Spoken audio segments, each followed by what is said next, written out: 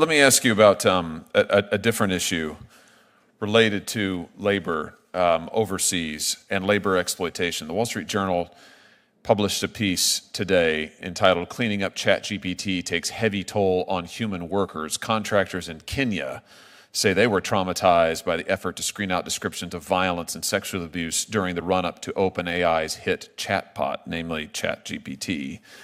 The article details the widespread use of labor in Kenya to do this training work on the ChatGPT model. I encourage everyone to read it, and I'd like to ask the chairman to be able to enter this into the record. Without objection. One of the a couple of disturbing things. I mean, one is that we're talking about 1,000 or more workers outsourced overseas. We're talking about exploitation of those workers. They work round the clock. The material they're exposed to is incredible and I'm sure extremely damaging, and that constitutes the nature of lawsuits that they're now bringing. Here's another interesting tidbit. The workers on the project were paid an average of between $1.46 an hour and $3.74 an hour. Let me say that again.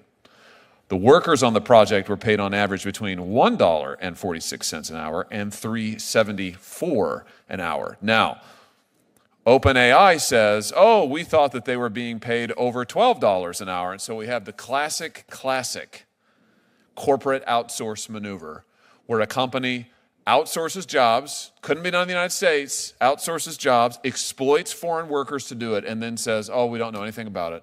We're asking them to engage in this psychologically harmful activity. We're probably overworking them doing it, and we're not paying them.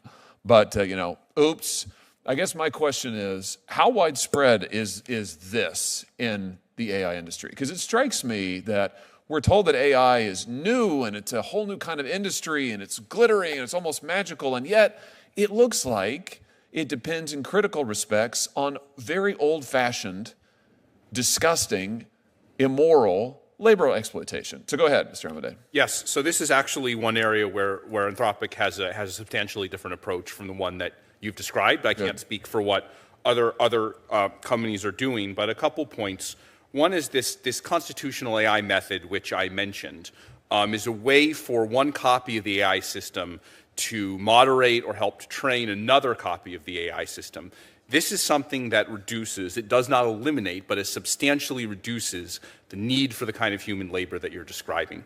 Second, in our own contracting practices, and I would have to talk to you directly for exact numbers, but I believe that the companies we contract out to are something like northwards of 75% workers from the U.S. and Canada, and all paid above the California minimum wage. So I share your concern about these issues, and we're committed to both developing research that kind of obviates the need for some of this kind of moderation, and not exploiting these workers.